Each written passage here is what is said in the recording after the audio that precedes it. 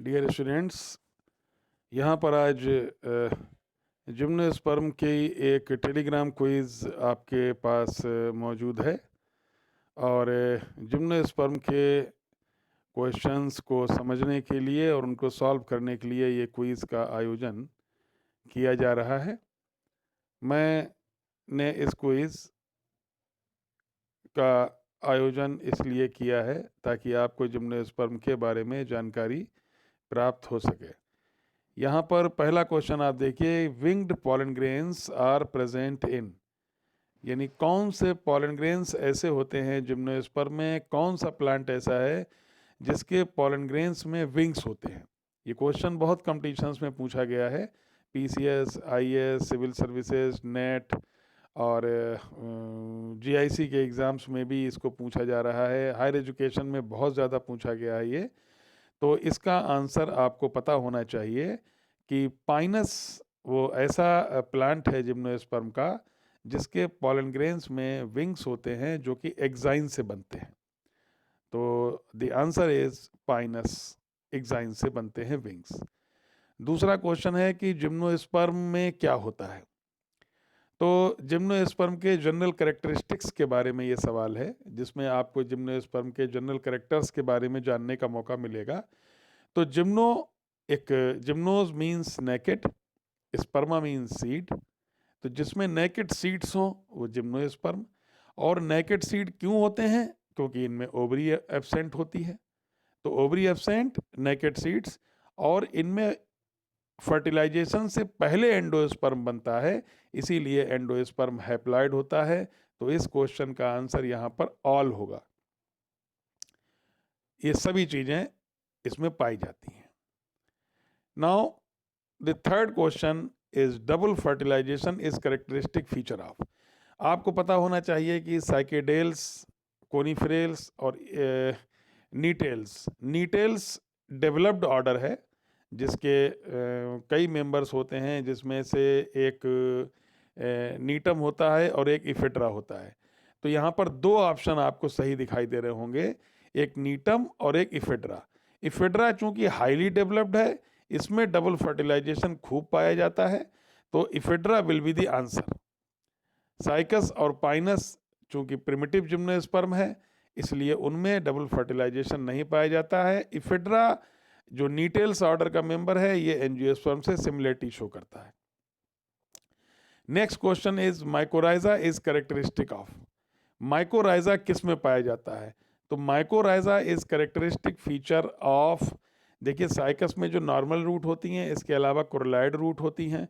तो coralloid root में होता है ब्लू ग्रीन एल्गी, नवीना नॉस्टॉक। लेकिन पाइनस की नॉर्मल रूट में बोलिटस एंड एमिनिटस नामक फंजाई होते हैं। और जब फंजाई किसी की हायर प्लांट्स की रूट में पाया जाता है तो इस एसोसिएशन को हम बोलते हैं mycorrhiza, which is found in the root of Pinus. तो next question is cleavage polyembryony.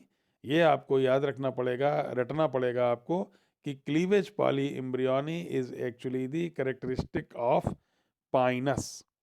Ephedra में एम्ब्रियोसैक पॉलीएम्ब्रियोनी पाई जाती है, पाइनस में क्लीवेज पॉलीएम्ब्रियोनी पाई जाती है, और जबकि साइकस में इस प्रकार की कोई चीज़ नहीं पाई जाती। Polyembryony is the characteristic feature of Pinus and ephedra.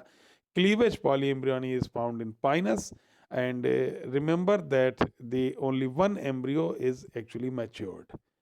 तो कोई एक एम्ब्रियो ही मैच्योर होगा। तो cleavage polyembryony is found in Pinus.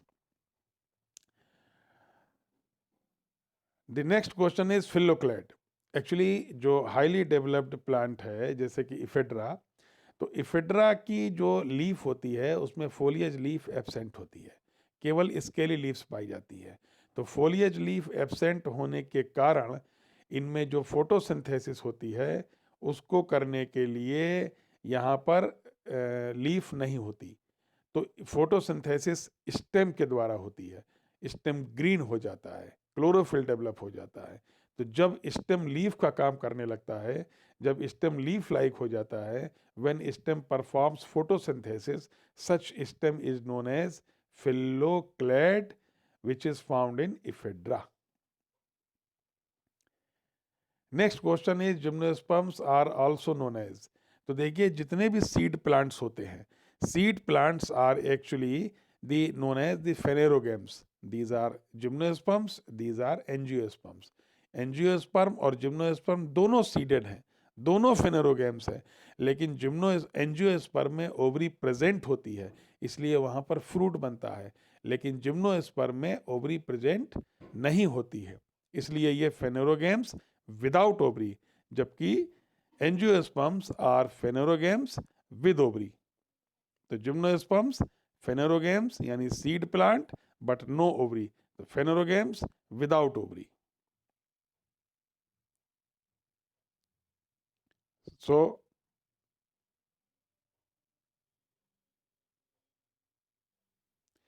next question is vessels are present in the wood of। अब vessels are the characteristic feature of angiospermic wood। Angiosperm के would में vessels पाई जाती हैं, जिम्नोस्पर्म के वुड में vessels नहीं पाई जाती हैं। साइकस प्रिमिटिव जिम्नोस्पर्म है, इसके वुड में वेसल्स नहीं होगी। पाइनस प्रिमिटिव थोड़ा सा एडवांस है, लेकिन इसके वुड में वेसल्स नहीं होती। But ephedra is the advance gymnosperm, तो इफेड्रा के वुड में वेसल्स पाई जाती हैं, और ये बहुत इंपॉर्टेंट फीचर है, it shows resemblance with angiosperm. The answer is ephedra. Now the living fossil, this is very important feature, क्योंकि साइकस को भी कुछ लोग लिविंग फॉसिल कहते हैं, लेकिन गिंगो जो प्लांट है, गिंगो biloba, it is actually the true living fossil. ना तो नीटम लिविंग फॉसिल है, ना इफेड्रा लिविंग फॉसिल है, ना पाइनस लिविंग फॉसिल है। Living fossil is the plant which was found earlier, too earlier in our society, but then it was lost and now it is found again. It is being found again. So Ginkgo biloba is a living fossil which is found again in our society, in our in this world. So Ginkgo is a living fossil.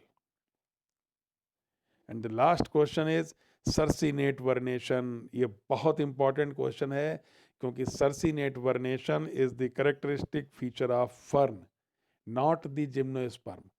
लेकिन चूंकि gymnosperms are evolved from ferns, so this character still remains, it still be found in the young leaves of cycas।